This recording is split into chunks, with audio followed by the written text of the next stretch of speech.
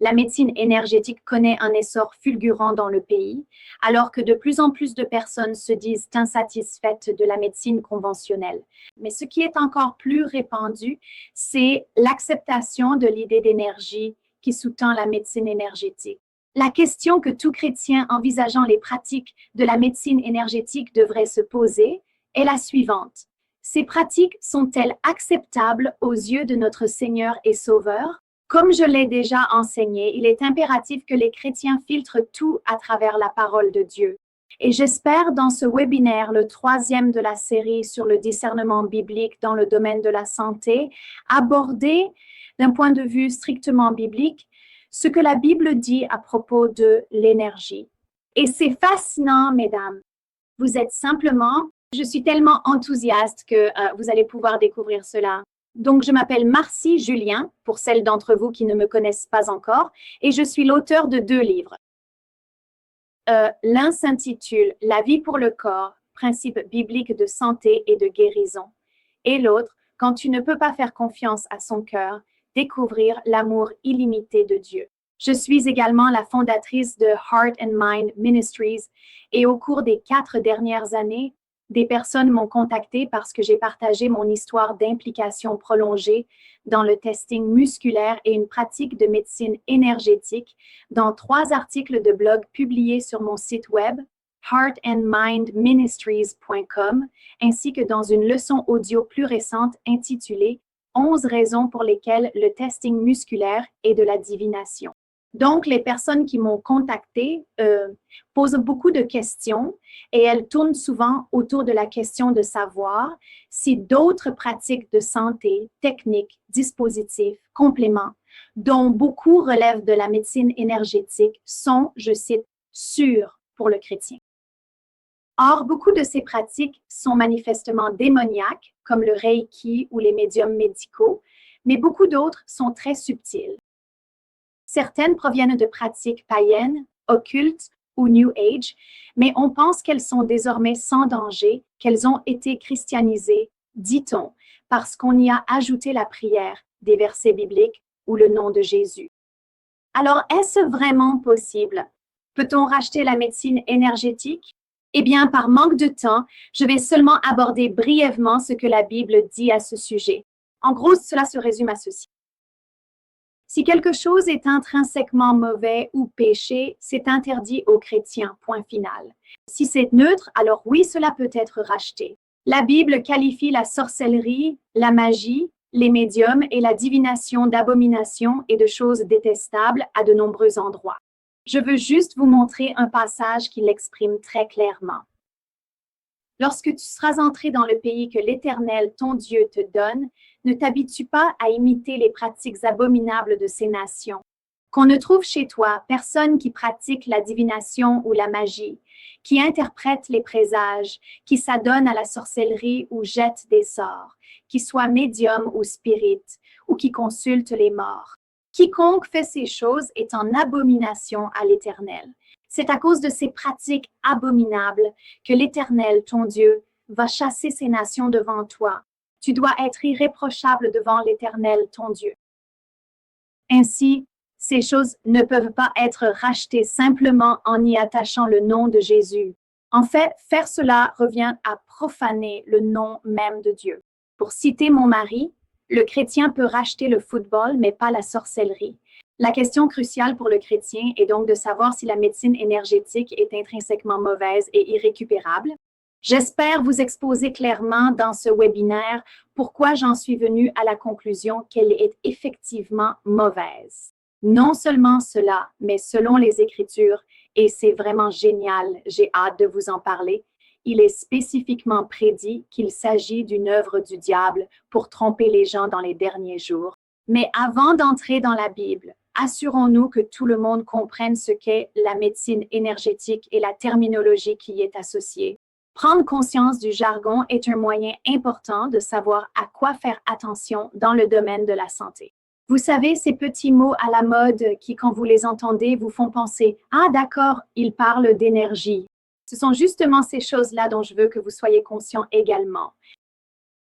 Donc, selon l'article intitulé Médecine énergétique par T.M. Srinivasan, et je n'ai aucune idée de comment on est censé prononcer ce nom. Donc, désolé si je l'écorche. Mais bref, selon lui, dans les années 1980 à Boulder, dans le Colorado, 3 chercheurs se sont réunis et ont inventé le terme médecine énergétique et ils ont proposé une définition de la médecine énergétique que je veux vous montrer. Il est dit tout système énergétique ou informationnel, toute interaction énergétique ou informationnelle avec un système biologique visant à rétablir l'homéostasie de l'organisme. Voilà. Maintenant, je dois souligner certains points à propos de cette définition pour m'assurer que vous comprenez bien de quoi il s'agit. Donc, tout d'abord, remarquez que la seule référence à la biologie ou aux organismes vivants, c'est qu'il est question d'un système biologique. Donc, ici, il s'agit des humains. Et il est question de toute interaction énergétique ou informationnelle. D'accord, c'est important. Il ne s'agit pas ici de neurones qui s'activent et transmettent des informations de façon chimique, mais de quelque chose de très nébuleux. Alors, si les interactions ne sont pas physiques, qu'est-ce qu'elles sont? Bonne question. C'est d'ailleurs une des raisons pour lesquelles il est, au mieux, difficile d'expliquer scientifiquement ces pratiques. D'accord. Donc, pour revenir à la définition, il y a un autre terme sur lequel je veux attirer votre attention. L'homéostasie. Le mot plus couramment utilisé que vous entendrez, c'est équilibre. Le concept d'équilibre est un objectif fondamental de la médecine énergétique. La croyance veut que lorsque cette chose nébuleuse appelée énergie est déséquilibrée dans un organisme vivant, la santé en pâtit. Et il existe des études scientifiques qu'ils citeront pour affirmer que cela est vrai.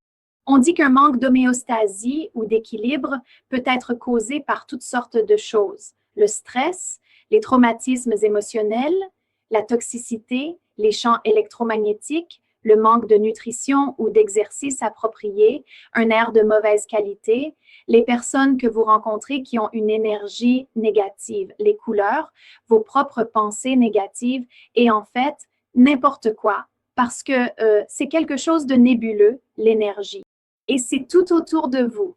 Bien que la médecine énergétique traite des affections physiques et utilise souvent des moyens physiques, tout est fait avec un seul objectif fondamental en tête, restaurer l'équilibre ou l'homéostasie, non pas au corps, mais à l'énergie dans le corps, au flux d'énergie.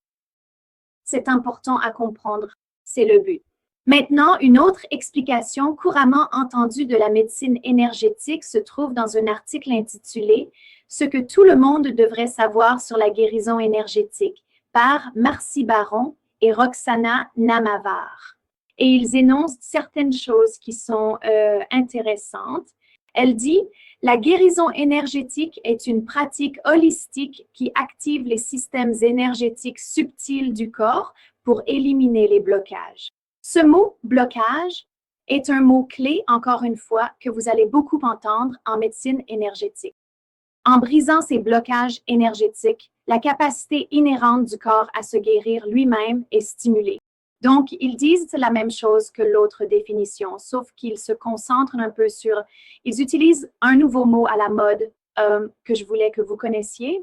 Maintenant, pour mieux expliquer cela, laissez-moi vous donner un exemple théorique qui illustre la différence entre l'approche utilisée en médecine traditionnelle, qui, gardée à l'esprit, est basée sur des interactions biochimiques, et celle de la médecine énergétique, dont la fondation repose sur des interactions énergétiques et informationnelles. D'accord, donc imaginons que quelqu'un souffre d'hypothyroïdie et qu'il consulte un médecin conventionnel qui, bien sûr, va recommander de faire une prise de sang pour confirmer qu'il s'agit bien d'un problème de thyroïde. Une fois que les analyses de sang confirment qu'il y a une carence, il prescrira alors une forme de médicament pour la thyroïde. Et le but ici est de remplacer le besoin physique du corps en thyroxine. Cela, à son tour, crée une cascade biologique qui, espérons-le, rétablit un équilibre hormonal chez l'individu. Maintenant, comparons cela à un praticien en médecine énergétique. Un praticien en énergie partira du principe que la défaillance de la thyroïde indique qu'il y a quelque chose qui bloque la circulation de l'énergie. Or, le moyen de déterminer qu'il y a un problème avec la thyroïde ne sera probablement pas une prise de sang. Il s'agira probablement d'un test musculaire ou d'une machine qui reproduit ce type de test musculaire. Et en fait, souvent, les analyses de sang seront écartées car elles ne montreraient pas l'ensemble du tableau, etc. Mais quoi qu'il en soit, le praticien en énergie déterminera qu'il y a un problème avec la thyroïde et testera les méridiens pour identifier où se situent les blocages et donc comment rétablir cet équilibre. En se basant sur les informations obtenues par le test musculaire ou tout autre moyen énergétique utilisé, ils peuvent inclure des traitements émotionnels faisant appel à des pratiques énergétiques. Alors, il ne s'agit pas de psychologie ou de conseils, mais il s'agit spécifiquement de cibler l'énergie, les blocages énergétiques ou peut-être une supplémentation nutritionnelle des herbes, des huiles essentielles et des remèdes homéopathiques, lesquels, d'ailleurs, il faut comprendre que lorsque la médecine énergétique utilise ces substances, le but n'est pas purement physiologique. C'est peu parce que l'on croit que ces substances possèdent une propriété énergétique intrinsèque, une fréquence vibratoire ou une vibration spécifique qui aidera véritablement à lever le blocage, qui est la cause fondamentale du problème de thyroïde. De la même manière que l'on croit que les cristaux et les talismans possèdent des fréquences vibratoires capables d'apporter l'équilibre et la guérison, c'est ainsi que l'on considère l'utilisation de ces autres substances dans une perspective énergétique. Et parfois, en raison de cette croyance, ils vont également ajouter une fréquence à l'aide d'une machine pour mieux harmoniser ces substances avec les fréquences individuelles de la personne. D'accord, donc d'autres pratiques qu'un praticien énergétique pourrait utiliser incluent le changement de croyance erronée, l'alignement du corps, le nettoyage de l'environnement de la personne, la détoxification, etc. Mais il est important de comprendre que chaque étape du traitement reposera probablement sur des pratiques énergétiques pour confirmer que vous progressez dans la suppression de ces blocages énergétiques en utilisant le test musculaire ou une machine qui est censée mesurer les fréquences et donner une réponse énergétique sur ce qui se passe dans le corps.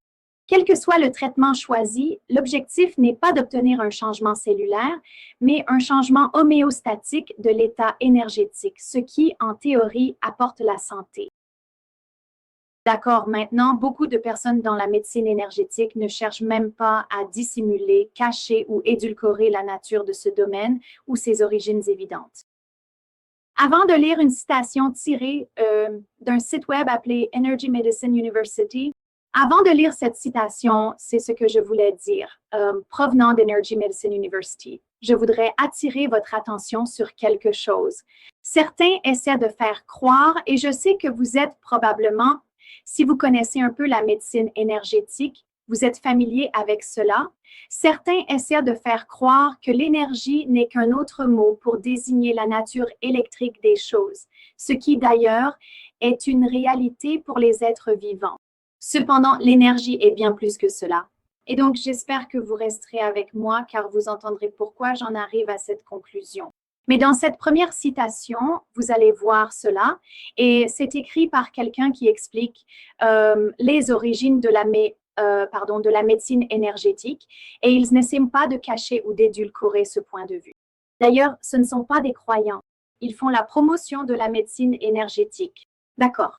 Il est écrit la médecine énergétique inclut tous les concepts d'énergie, de lumière, de son, d'électromagnétisme, de corps, d'esprit et d'âme, en plus des concepts centraux de la physiologie électrochimique. Les anciennes traditions de force vitale ou d'élan vital se retrouvent couramment dans les discours sur la médecine énergétique, de l'alchimie taoïste. D'ailleurs, si vous cherchez cela, c'est vraiment quelque chose d'effrayant. De l'alchimie taoïste et de la médecine chinoise vient le principe du qi avec ses cycles et flux cosmiques et microcosmiques à travers les canaux ou méridiens du corps physique. Du yoga hindou vient le souffle ou prana.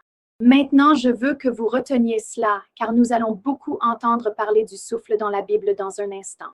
Le yoga hindou apporte le souffle ou prana et les principes de multiples vortex d'énergie dans le corps, les chakras, et surtout les concepts de multiples corps, au-delà du corps physiologique de chair et de sang, conçu dans divers systèmes comme des couches, tels que le corps éthérique, le corps astral, le corps émotionnel, le corps mental et les corps spirituels.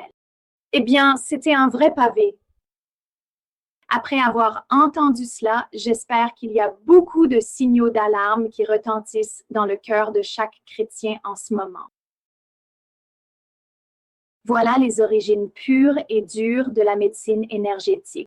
Cependant, au cas où vous penseriez que j'ai simplement sélectionné ce qui m'arrangeait et que je suis allée chercher la pire chose possible pour illustrer, vous savez, les méfaits des origines de la médecine énergétique, j'aimerais que vous écoutiez un extrait d'un article intitulé Les 6 piliers de la médecine énergétique, écrit par un orateur, écrivain et homme intelligent incroyablement doué, qui est un leader du mouvement de la médecine énergétique. Il s'appelle Dr. David Feinstein. Il est titulaire d'un doctorat en psychologie clinique et il est le directeur national de l'Energy Medicine Institute, à ne pas confondre avec la médecine énergétique, peu importe ce dont je vous ai parlé il y a une minute. Basé à Ashland, dans l'Oregon, il a rédigé un article scientifique intitulé « Les 6 piliers de la médecine énergétique ». Mais en plus de cet article, il est également l'auteur de 7 livres et de plus de 50 articles professionnels. Il a également enseigné à la faculté de médecine de l'université Johns Hopkins et à l'Antioch College. Son expérience clinique est évidente lorsqu'on lit cet article, puisqu'il cite 73 sources, dont beaucoup sont des études scientifiques. Son intention est claire. Il souhaite expliquer ce qu'est la médecine énergétique et les preuves qui la soutiennent, et il le fait très bien. Mais il tente aussi de détourner l'attention des fondements spirituels de la médecine énergétique et de la rendre scientifiquement plausible en remplaçant le jargon à connotation spirituelle par des termes plus neutres. D'ailleurs, renommer le jargon spirituel avec un jargon neutre ou scientifique ne change en rien ce qu'est la médecine énergétique. Comme l'a dit Shakespeare, une rose sous n'importe quel autre nom sentirait aussi bon. Malheureusement, c'est exactement ce que font de nombreux praticiens qui se réclament du christianisme et ils pensent qu'en agissant ainsi, ils éliminent le danger spirituel que cela représente pour l'âme. Néanmoins, le Dr. Feinstein est une bonne source et je souhaite que vous lisiez certaines des choses qu'il a partagées. Mais d'abord, il définit 3 termes fondamentaux dans l'énergie. Les auras, qu'il renomme biochamps, les chakras, qu'il renomme champs locaux, et les méridiens, qu'il renomme voies énergétiques. Alors, parlons de ces 3 choses, car c'est ce qui se passe en médecine énergétique, ce en quoi il croit. Premièrement, le biochamp, qui est aussi généralement appelé aura. On dit qu'il s'agit d'un champ d'énergie qui entoure le corps. Le Dr. Feinstein cite des mesures scientifiques de champs électriques autour des êtres vivants. C'est une réalité. Ils peuvent mesurer les champs électriques autour des êtres vivants. Cela soulève à nouveau une distinction dont vous devez être conscient. Les êtres vivants sont très certainement électriques, mais cela n'est pas synonyme d'énergie.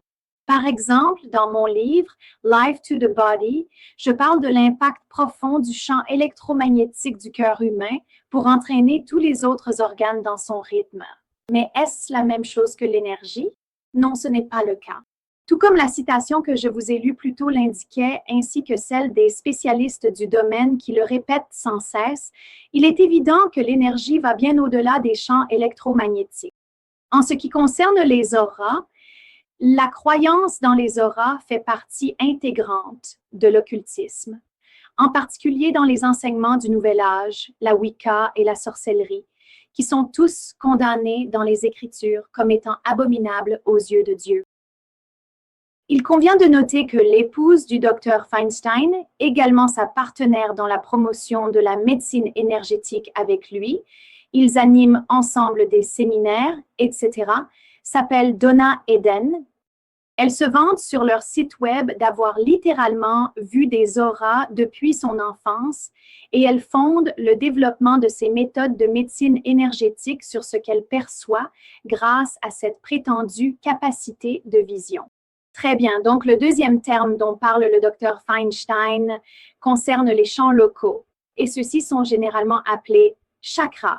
En plus de l'accent mis par la médecine énergétique sur les biochamps ou auras qui entourent l'ensemble du corps, il y a la croyance d'origine hindoue en des champs locaux concentrés, des champs d'énergie locaux situés dans des zones particulières du corps.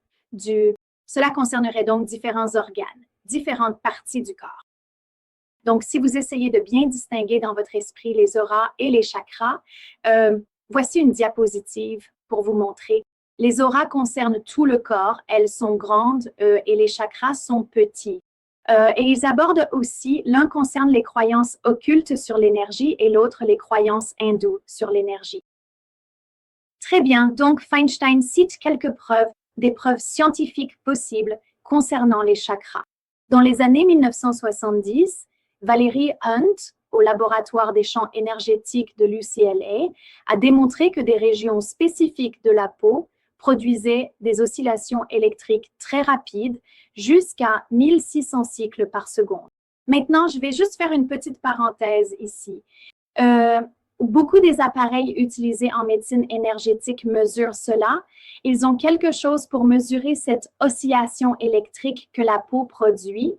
D'accord, donc elle a remarqué qu'il y avait 1600 cycles pour la peau, contre 0 à 100 cycles dans le cerveau, 225 dans les muscles et 250 dans le cœur, et que ces domaines d'énergie locaux correspondaient aux descriptions hindoues des chakras du corps. Les hindous considèrent les chakras comme des vortex d'énergie biophysique. Et ceux-ci sont un point central dans la pratique du yoga et abordés dans divers systèmes de guérison. D'accord, alors qu'est-ce que Feinstein conclut à propos des chakras? C'est très intéressant. Il conclut que les fonctions spirituelles attribuées aux chakras reposent sur la manière dont on pense qu'ils sont accordés à des concepts métaphysiques tels que les mémoires ancestrales, les vies antérieures et les archétypes. Cela ne semble pas très bon pour le chrétien, n'est-ce pas?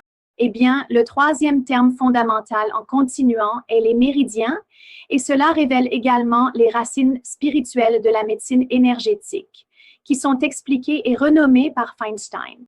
Il les appelle voies énergétiques. Et je voudrais vous montrer une citation de lui à ce sujet. Un troisième système énergétique global qui semble réguler le flux d'énergie spécifique dans le corps correspond aux voies énergétiques appelées méridiens en médecine traditionnelle chinoise et également décrites dans diverses autres traditions de guérison. Au fait, savez-vous ce que signifie Qi? Énergie universelle? Très bien. Nous avons maintenant également la religion chinoise orientale ici. Le Dr Feinstein conclut sa discussion sur les méridiens en tirant des conclusions très intéressantes. Il admet qu'il existe un désaccord quant à l'origine des méridiens. Il suggère qu'ils pourraient être des champs électromagnétiques extrêmement faibles, ce qui expliquerait pourquoi ils ne peuvent pas être mesurés directement. Cependant, il entre ensuite dans les détails des études limitées qui montrent, écoutez bien, indirectement la présence des méridiens, mais il précise qu'aucune ne quantifie directement leur existence. Laissez-moi vous expliquer cela. C'est un homme qui gagne sa vie dans la médecine énergétique. Il est un grand défenseur de la médecine énergétique. Il est aussi psychologue clinicien. Il a enseigné à Johns Hopkins. C'est un homme brillant qui a étudié la recherche et il présente cet article pour justifier, pour expliquer les preuves en faveur de la médecine énergétique. Et quelle est sa conclusion? Il dit, vous ne pouvez pas quantifier directement leur existence. Il poursuit en disant, laissez-moi vous montrer sa prochaine citation. Il dit, ils ne correspondent à aucune structure connue dans les systèmes circulatoires, lymphatiques ou nerveux, et les méridiens et points d'acupuncture ne sont même pas, écoutez ceci, même stables dans leur forme, leur taille ou leur emplacement sur la peau. C'est très intéressant. Il admet ensuite quelque chose d'encore plus révélateur et cela devrait attirer votre attention. Il dit, Cela, cependant, est exactement ce à quoi on s'attendrait si le système des méridiens fonctionnait comme un champ qui est en quelque sorte. Qu'est-ce qu'il dit? Indépendant du corps physique sur lequel il agit. De toute évidence, cet homme qui a mené des recherches approfondies sur le sujet en est un partisan et pourtant il a conclu que, quelle que soit cette énergie, elle est indépendante du corps physique sur lequel elle agit. Mesdames, c'est effrayant. Nous devons faire attention.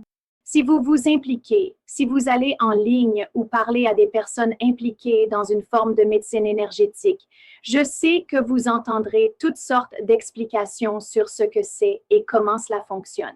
Permettez-moi de dire d'emblée que je sais, par expérience personnelle, ainsi que par les expériences de certaines d'entre vous et de beaucoup d'autres qui ont partagé leurs histoires avec moi, que la médecine énergétique fonctionne souvent et qu'il existe peut-être même une certaine science qui la soutient. Le docteur Feinstein fait un bon travail en citant cela dans son article. Et pourtant, même lui conclut honnêtement que l'énergie est bien plus que de la science explicable et mesurable. Alors, que devons-nous en penser? Eh bien, mon mari, qui s'appelle Cess et qui est un formidable maître des illustrations, me donne toujours de merveilleuses images à utiliser et il en a trouvé une autre pour expliquer ce que c'est, comment nous pouvons regarder et comprendre cette idée des preuves scientifiques limitées de la médecine énergétique. Supposons donc que vous vous teniez dehors devant une maison la nuit et que tous les stores de la maison soient fermés. Vous êtes dans le noir, regardant la maison, et vous voyez du mouvement à l'intérieur. Enfin, vous ne pouvez pas voir de mouvement à l'intérieur, je suis désolée. Mais soudain, vous observez qu'une lumière s'allume dans une pièce. Et bien plus tard, cette lumière s'éteint, mais une autre prend sa place ailleurs dans la maison. Vous avez la preuve que quelque chose se passe dans la maison, n'est-ce pas? Vous voyez les lumières qui s'allument et s'éteignent. Mais vous n'avez aucune idée de la raison pour laquelle les lumières s'allument ou s'éteignent dans telle ou telle pièce, ni de qui allume ou éteint les lumières. De votre point de vue extérieur, tout cela semble complètement aléatoire. Eh bien, imaginez que le corps humain est comme la maison et que les preuves de la médecine énergétique sont comme les lumières qui s'allument et s'éteignent. Il serait absurde de regarder la maison et de dire qu'il n'y a pas d'électricité. Le fait que les lumières s'allument et s'éteignent dans la maison indique qu'il y a bien de l'électricité, mais cela ne signifie pas que l'intelligence derrière cette énergie vous veut du bien. Il pourrait y avoir un tueur en série dans la maison. Lorsqu'ils essaient de comprendre la santé et la maladie, des personnes intelligentes arrivent à des conclusions différentes. Les médecins formés de manière traditionnelle considèrent la science du corps d'un point de vue laïque et conclut que la santé ou la maladie relève uniquement d'une réaction biochimique prévisible et mesurable. Il ne voit aucun rôle pour le spirituel. Le docteur Feinstein, en revanche, qui est un spécialiste formé en sciences cliniques et en médecine, a une épouse qui perçoit ce qu'elle croit être des auras. Et il en vient à la conclusion que la science et la spiritualité influencent toutes deux la santé d'un individu. Mais il suppose à tort que la force qu'il reconnaît est bienveillante. Alors, de quel point de vue le chrétien qui croit en la vérité doit-il considérer la santé? Et pour répondre à cela, nous devons nous plonger dans les Écritures et commencer tout au début de la création lorsque l'homme a été créé. Nous allons donc commencer à examiner de nombreux passages différents de la Bible. Si vous voulez prendre des notes, ce serait très bien. Ainsi, Genèse 2:7 dit: L'Éternel Dieu forma l'homme de la poussière du sol. Il souffla dans ses narines un souffle de vie, et l'homme devint un être vivant. Vous connaissez sûrement ce passage. L'image est celle de Dieu le Créateur formant un homme. Il l'a méticuleusement façonné à partir de la poussière de la terre. Et Adam est là, entièrement formé, à tous égards, sauf qu'il n'est pas encore vivant. Et puis, soudainement, il reçoit le souffle vital de vie, insufflé directement par le divin. Nous savons maintenant, grâce à l'hébreu, que le mot souffle est le même mot que esprit. Et nous savons aussi que le Saint-Esprit est également désigné par le mot souffle. Et nous savons, grâce à d'autres passages des Écritures, en particulier Romains 8, 11, que le Saint-Esprit a insufflé la vie à Jésus après 3 jours de mort. Et dans ce même passage, il est dit que le Saint-Esprit insufflera aussi la vie dans nos corps mortels. Donc, très probablement lors de la création, le Saint-Esprit a insufflé le souffle, ou peut-être littéralement l'esprit, en Adam. Et à ce moment-là, cet homme qui était auparavant sans vie est complet et il devient une âme vivante. Certaines traductions disent un être vivant, mais le mot en hébreu est littéralement le mot pour âme. D'accord. Donc, là, une question intéressante est, le souffle est-il l'image complète de la santé selon les Écritures? Eh bien, il nous est dit à de nombreux endroits, et je ne vais pas prendre le temps de les lire, mais je mettrai les références à l'écran, que la vie du corps est dans le sang. Donc, si la vie est dans le sang et pourtant l'homme était mort jusqu'à ce que le souffle soit insufflé en lui, jusqu'à ce que l'esprit soit insufflé, alors l'homme est à la fois chair et sang, il est un être physique et pourtant il est aussi un être spirituel doté d'une âme et d'un esprit. Mon mari, encore une fois, le maître des illustrations, explique l'esprit de l'homme de 2 façons. Premièrement, comme le cordon d'alimentation qui relie pensez à un appareil électrique, un mixeur qui a un cordon, et ce cordon est comme l'esprit de l'homme. L'esprit de l'homme le reliant à la source d'énergie. Et sans cette source d'énergie branchée, l'appareil est sans vie. Eh bien, une autre illustration que je trouve très utile est que l'esprit de l'homme est comme un tuba. J'adore faire du snorkeling et être dans l'eau. Et quand vous êtes sous l'eau, ce tuba est votre moyen de respirer, de vous connecter à l'air qui donne la vie et qui est au-dessus. Eh bien, le tuba est véritablement comme l'esprit profond et complexe d'un homme.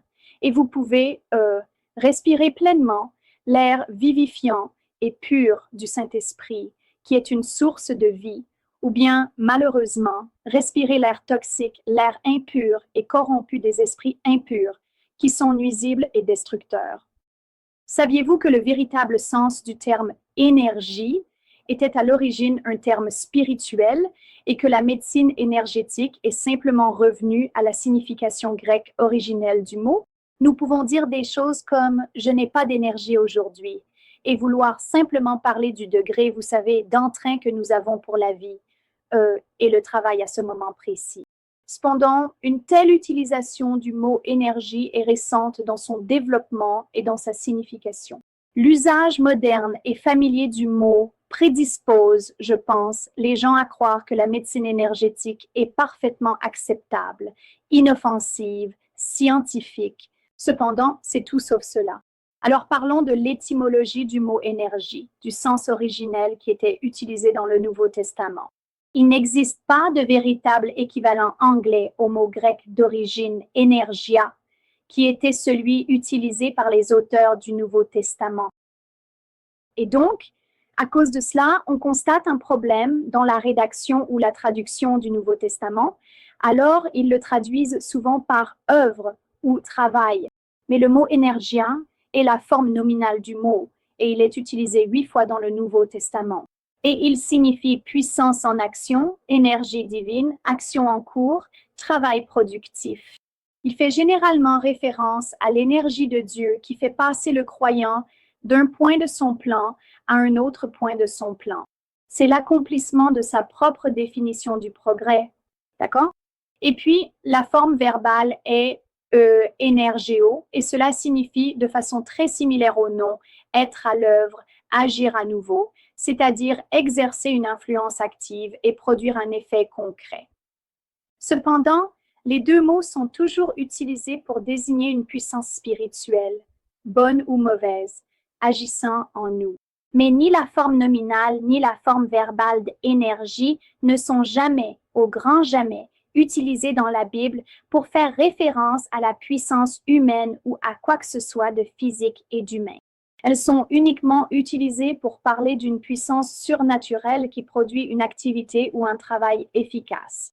Permettez-moi de vous montrer rapidement quelques passages du Nouveau Testament qui utilisent ce mot afin que vous puissiez voir de quoi je parle, parce que je pense que cela vous aidera à mieux comprendre ce que signifie réellement le mot énergie selon les Écritures et son sens originel. Très bien. Donc, Philippiens 2,13 dit « Dieu agit en nous ». Maintenant, j'ai mis en évidence et agrandi le mot qui est en fait « energeia » ou « energeo ». Agit en nous pour vouloir et pour faire selon son bon plaisir. En d'autres termes, c'est l'énergie de Dieu qui est en nous et qui nous permet de faire ce que Dieu veut accomplir. C'est une belle image. Éphésiens 1, 19 et 20 dit « Quelle est l'incommensurable grandeur de sa puissance envers nous qui croyons selon l'efficacité, c'est le mot énergie, de sa force toute puissante qu'il a déployée, encore énergie, en Christ, lorsqu'il l'a ressuscité des morts et l'a fait asseoir à sa droite dans les lieux célestes. » C'est donc l'énergie de Dieu qui agissait en Christ pour le ressusciter des morts et le faire asseoir à la droite de Dieu. Éphésiens 3,7 est un autre passage et il dit « De cet évangile, j'ai été fait ministre selon le don de la grâce de Dieu. » C'est Paul qui parle. Qui m'a été accordé par l'efficacité de sa puissance. C'est donc véritablement par l'énergie divine de Dieu que ce don spirituel accordé à l'apôtre Paul lui donnait la capacité et la puissance d'accomplir pleinement les bons et justes desseins de Dieu. Dans Éphésiens 4,16, je ne vais pas prendre le temps de le lire parce qu'en fait, il faut un long passage pour bien comprendre le contexte, mais vous voudrez peut-être le noter. C'est celui qui parle de la manière dont Dieu donne la force par son énergie à chaque individu dans le corps du Christ pour accomplir son œuvre à travers l'Église. Une belle image de la façon dont Dieu nous donne la force par son énergie pour accomplir ce dont il a besoin. Et puis un autre passage, Colossiens 1, 29, il est dit « C'est à cela que je travaille, en luttant avec toute son énergie qu'il déploie puissamment en moi. » Et Colossiens 2, 12. Ayant été ensevelis avec lui dans le baptême, vous êtes aussi ressuscités avec lui par la foi en la puissance de l'énergie de Dieu qui l'a ressuscité des morts. Bibliquement parlant, l'énergie est une puissance spirituelle, point final. Et cette puissance donne à l'homme l'énergie nécessaire pour accomplir une œuvre efficace. Cependant, un passage parle à la fois de l'énergie de Dieu ou de l'œuvre de Dieu et de l'œuvre de Satan ou de l'énergie de Satan. C'est effrayant et pourtant très éclairant et je veux que vous fassiez un. Si vous ne notez rien d'autre, notez ce passage parce que vous voudrez y revenir. Deuxième épître aux Thessaloniciens, chapitre 2, versets 3 à 11. Et nous allons simplement avancer morceau par morceau et en parler au fur et à mesure parce qu'il y a beaucoup à dire ici. Donc, en commençant au verset 3. Que personne ne vous séduise d'aucune manière, car il faut que l'apostasie soit arrivée auparavant et qu'on ait vu paraître l'homme du péché, le fils de la perdition. Alors, qui est cet homme du péché? Eh bien, l'Antéchrist. Donc, il s'agit d'un passage qui met en garde sur ce à quoi s'attendre dans les derniers jours. Et il se concentre sur l'Antéchrist, mais il y a plus que cela, alors restez avec moi. C'est un avertissement, une mise en garde contre la tromperie à venir. Le jour final du jugement approche, mais pas avant que l'impie, l'Antéchrist, ne soit arrivé. D'accord? Alors continuons. Verset 4.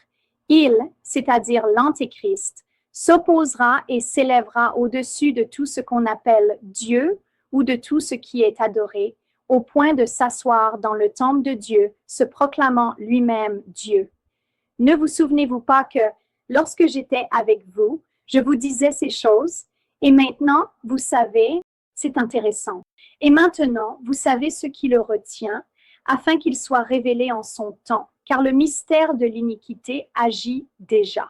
Et là, vous avez pour la première fois le mot énergie, utilisé non pas pour faire référence à l'énergie de Dieu, pour accomplir une œuvre efficace, mais à l'énergie de Satan.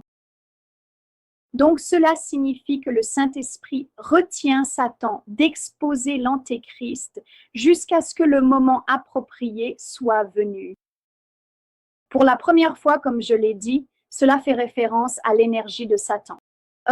Maintenant, alors que nous continuons à lire, gardez à l'esprit que Alors que ce passage décrit les choses que Satan va permettre à l'homme sans loi d'accomplir, le verset vient de dire que la puissance de l'iniquité agit déjà à notre époque. Je voulais m'assurer que vous aviez bien vu cela. Oui, car le mystère de l'iniquité agit déjà. En d'autres termes, Satan, l'Antéchrist a été retenu, mais Dieu a permis que l'énergie de Satan soit désormais à l'œuvre afin de faire régner l'iniquité sur la terre. D'accord, donc poursuivons la lecture. Un peu trop. Et alors paraîtra l'impie que le Seigneur Jésus détruira par le souffle de sa bouche. Intéressant, encore une utilisation de ce mot souffle. Le souffle de sa bouche est détruit par la splendeur de son avènement. L'avènement de l'impie se fera selon quoi? Comment Satan agit ou l'énergie de Satan. Et que fera cette énergie? Qu'est-ce que cela va provoquer? Il usera de toutes sortes de miracles, de signes et de prodiges mensongers. Donc, encore une fois, Energeia est utilisée en référence au pouvoir de Satan pour accomplir ses desseins. Quelle est la façon dont Satan agit? Toutes sortes de démonstrations de puissance à travers des signes et des prodiges qui servent un mensonge. Dans la première partie du webinaire, Satan et ses démons m'ont-ils rendu malade? J'ai montré à partir des Écritures que Satan contrefait les signes et les prodiges. Dans le domaine de la santé, cela peut prendre la forme de maladies et de symptômes qui imitent de véritables affections physiques, mais qui n'en sont pas. Il ne s'agit que d'un tourment démoniaque qui est tout aussi puissant, tout aussi réel, tout aussi physiquement terrible, mais qui a une origine démoniaque.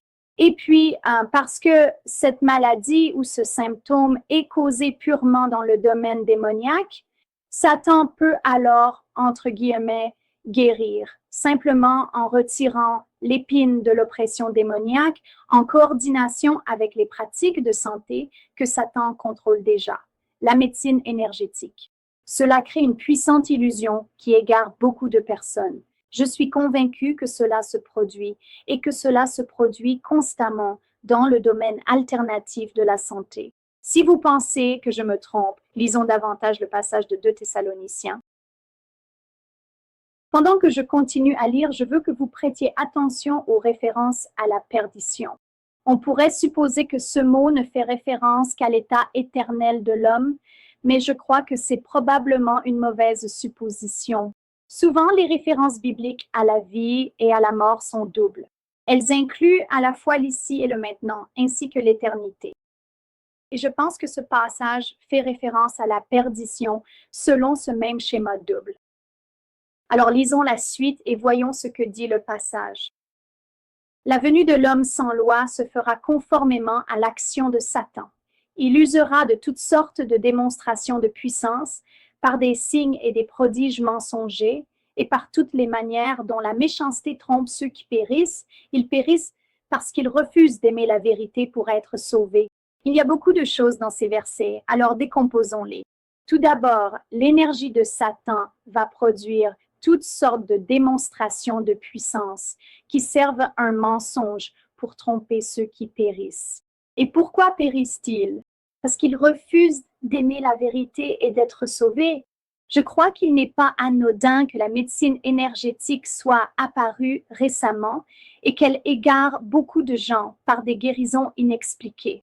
Peut-on vraiment croire qu'il s'agisse d'une coïncidence si ce passage met en garde contre l'énergie de Satan dans les derniers jours et la montée de la médecine énergétique? C'est par les pratiques de la médecine énergétique que des personnes malades en train de périr sont trompées, alors que s'ils avaient seulement aimé la vérité, ils auraient pu être sauvés. Mais ce n'est pas tout. Si nous continuons la lecture, le verset 11 utilise une fois de plus la forme nominale du mot énergie, mais cette fois, il revient à parler de l'énergie de Dieu. Voyons donc ce qu'il est écrit. Ils périssent parce qu'ils n'ont pas accueilli l'amour de la vérité pour être sauvés. C'est pourquoi Dieu leur envoie une puissance d'égarement. Ce mot puissance est en fait énergie, l'énergie de Dieu. Une puissance d'égarement afin qu'ils croient au mensonge. Pensez-y un instant. En d'autres termes, le Dieu souverain de l'univers son énergie, qui, souvenez-vous, est la puissance derrière la manière dont Dieu agit pour accomplir quelque chose, est en fin de compte à l'origine du fait que l'énergie de Satan puisse se manifester dans les derniers jours. Eh bien, pourquoi Dieu ferait-il cela? Lisons la suite au verset 12 pour avoir la réponse. Il est écrit « afin que tous soient condamnés ou jugés ». C'est le sens littéral en grec. Ceux qui n'ont pas cru à la vérité, mais qui ont pris plaisir à l'injustice. Ainsi, le fait que Dieu permette à Satan d'utiliser son énergie dans ces derniers jours est une épreuve. C'est destiné à séparer le bon grain de l'ivraie. C'est destiné, avant le jugement final, à déterminer qui aime la vérité et ne se laissera pas tromper par un mensonge pour se complaire dans l'injustice. As-tu choisi de croire à un mensonge? Certes, il se peut que ce soit un mensonge puissant et crédible, mais c'est assurément un mensonge qui te conduira à ta perte. Moi aussi, j'ai autrefois été trompée par de fausses guérisons qui se produisaient grâce à des tests musculaires et à un traitement de médecine énergétique pour les allergies. Je sais que lorsque vous êtes malade et que vous souffrez énormément, ou lorsque ce sont vos enfants qui souffrent, vous devenez désespéré et prêt à accepter n'importe quelle aide. Je sais ce que c'est que de faire de la santé une idole et d'éprouver une peur immense à l'idée de lâcher prise parce que vous pensez que c'est votre seul espoir de guérison. Mais il s'agit d'une épreuve aux conséquences éternelles. Échangerez-vous la vérité de Dieu contre un mensonge? Vous pensez peut-être que la médecine énergétique est votre salut, mais ne vous y trompez pas. Dieu vous jugera pour avoir choisi un mensonge plutôt que la vérité. Je vous exhorte à vous repentir aujourd'hui. Bien que Dieu ne nous doive rien, sa parole, qui est la vérité à laquelle nous devons nous attacher, nous enseigne le chemin de la vie. Vous pensez peut-être que Dieu vous demande d'abandonner le mensonge et qu'il vous laissera alors sans espoir de guérison. Mais souvenez-vous que Satan ne peut produire que de fausses guérisons pour tromper. La vérité de Dieu apporte une véritable guérison. Osée 4:6 dit « Mon peuple périt faute de connaissance ». J'ai écrit le livre « La vie pour le corps, principes bibliques pour la santé et la guérison ». Par passion de partager avec les autres l'incroyable connaissance contenue dans la parole de Dieu, qui m'a guéri il y a 9 ans de 13 maladies diagnostiquées. Je menais une vie d'invalide et Dieu m'a guéri lorsque j'ai appliqué les principes de sa parole. Dans La vie pour le corps, j'enseigne tout ce que la Bible dit au sujet de la santé. Et non, ce n'est pas simplement un livre sur l'alimentation et l'exercice, même s'il contient un chapitre très intéressant sur la nutrition que, j'en suis presque certaine, vous ne lirez nulle part ailleurs. Le principe fondamental de la vie pour le corps est que la Bible enseigne que le chemin de la vie est celui où le cœur est en paix avec Dieu, avec les autres et avec soi-même. Comme le dit si bien Proverbe 14:30, un cœur en paix donne la vie au corps. Et on retrouve également un passage très similaire dans le livre des Proverbes. Plus précisément, je suis désolée, Proverbe 4:23 qui dit « Le cœur est la source de la vie ». La Bible a tant de choses à dire sur la santé, mais personne ne l'enseigne. Rappelez-vous, Dieu a créé l'homme à la fois comme un être physique et spirituel. Si vous considérez votre santé uniquement d'un point de vue physique à travers la médecine traditionnelle, alors vous avez cru à un mensonge également. Si vous pensez considérer votre santé uniquement d'un point de vue physique et que, sans le savoir, vous avez placé votre tuba, votre esprit, dans l'air toxique du domaine de Satan où son énergie agit, alors vous avez également cru à un mensonge et vous en serez jugé. Au fait, Éphésiens 2:2, sur lequel je ne vais pas m'attarder maintenant, mais que je voulais simplement mentionner, appelle Satan, le prince de la puissance de l'air. Je trouve cela plutôt intéressant. La troisième option consiste à reconnaître que vous êtes un être physique et spirituel, mais que c'est le Saint-Esprit qui peut insuffler la vie à votre corps mortel lorsque vous vivez selon la vérité. Je vous exhorte à vous repentir. Éliminez toute trace de médecine énergétique de votre vie et de votre maison. puis concentrez toute l'énergie que vous consacriez auparavant à retrouver la santé sur l'apprentissage de la vérité. Apprenez à connaître votre Dieu et sa parole. Il est votre source de vie. Désolé. Vous savez, on parle de Jérémie comme du prophète pleureur. Eh bien, moi, je suis l'enseignant qui pleure. Très rapidement, je voudrais conclure en vous donnant quelques conseils très pratiques. 5 questions à se poser concernant toute pratique de santé que vous pourriez rencontrer. Alors, première question, le test musculaire est-il impliqué d'une quelconque manière? Je n'ai aucun doute à propos de cette pratique. C'est de la divination quand cela fonctionne et c'est par la puissance démoniaque. Le but de Satan est de voler, tuer et détruire. Voulez-vous vraiment fonder vos décisions de santé sur la direction de Satan? Si vous n'êtes pas convaincu de cela, je comprends. C'est beaucoup à accepter. Veuillez écouter la leçon sur YouTube, 11 raisons pour lesquelles le test musculaire est de la divination. Et si vous souhaitez en parler, contactez-moi via mon site Internet. Je serai ravie de le faire. Cette pratique du test musculaire inclut également les entreprises ou praticiens qui utilisent le test musculaire pour les produits qu'ils vendent. Renseignez-vous avant d'acheter. Si un praticien utilise le test musculaire même un peu, il se peut qu'il l'utilise sur vous sans que vous le sachiez. Ce n'est pas rare, parce que le test musculaire ne repose pas réellement sur la réponse d'un muscle, mais sur une activité démoniaque. La réponse, entre guillemets, réponse, peut venir spontanément au praticien doué. J'ai moi-même vécu cela lorsque je l'utilisais. Deuxième question à poser. Une machine qui est censée mesurer ou traiter à l'aide de soi-disant fréquences, vibrations ou énergie, est-elle impliquée d'une quelconque manière? Si vous basez votre santé sur quoi que ce soit qui prétend mesurer l'une de ces formes d'énergie, alors vous avez ouvert la porte à la guidance malveillante du royaume de Satan. Je ne dis pas qu'il n'existe pas de choses mesurables sur le corps. Ce que je dis, c'est qu'elles ne sont pas ce que vous pensez qu'elles sont. Permettez-moi de vous demander de réfléchir à autre chose. Si vous possédez une telle machine, constatez-vous que vous en dépendez constamment, ou pour le dire autrement, que vous en êtes esclave. Est-ce que c'est devenu une idole dans votre vie? Ce sont là autant d'indices que vous avez échangé la vérité de Dieu contre un mensonge, et je vous exhorte à vous repentir et à détruire la machine, quel qu'en soit le prix. Et je sais qu'elles sont très chères, je ne le dis pas à la légère. Mais tout comme l'exemple que les nouveaux convertis nous ont donné dans Actes 19, 19, en détruisant les parchemins de sorcellerie extrêmement coûteux qu'ils possédaient, nous devrions nous aussi détruire les objets que nous avons en lien avec la médecine énergétique.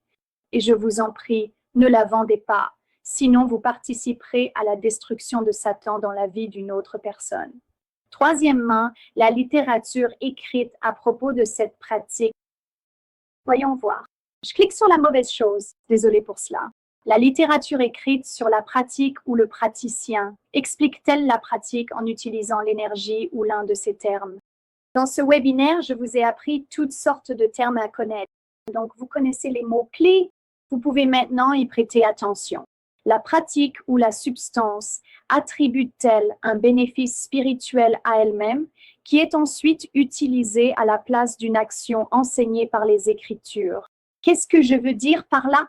Par exemple, une huile essentielle ou un remède qui ne peut pas apporter la joie, le pardon, la paix, etc.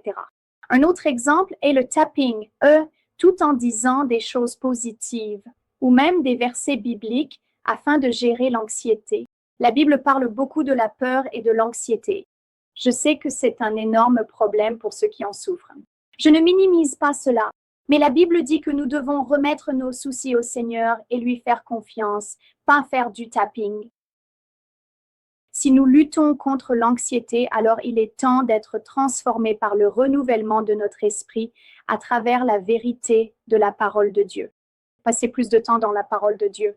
Méditez là-dessus. Laissez le Saint-Esprit habiter en vous et amener cette parole à une transformation dans votre esprit. Peu importe. Le dernier des 5. Peu importe ce que disent les autres ou Internet, ressentez-vous un sentiment persistant d'incertitude ou de malaise concernant la pratique que vous envisagez? Encore et encore, la Bible affirme que notre Dieu est un Dieu de paix. Jésus est le prince de la paix et le Saint-Esprit apporte la paix. Si la paix vous manque lorsque vous pensez à cette pratique ou que vous êtes impliqué dans quelque chose, alors considérez simplement cela comme une réponse. Rappelez-vous, l'énergie est bien plus que les propriétés électromagnétiques des choses. C'est, et cela a toujours été, une puissance spirituelle à l'œuvre chez les humains pour accomplir quelque chose. Je vous exhorte à laisser l'énergie de Dieu vous fortifier et à ne pas ouvrir la porte à des interférences spirituelles dans les processus de santé à travers la médecine énergétique. Dieu vous met à l'épreuve en ces derniers jours. Allez-vous aimer la vérité ou croire les mensonges du trompeur? Merci beaucoup de m'avoir rejoint ce soir. Que Dieu vous bénisse et vous garde alors que vous le cherchez.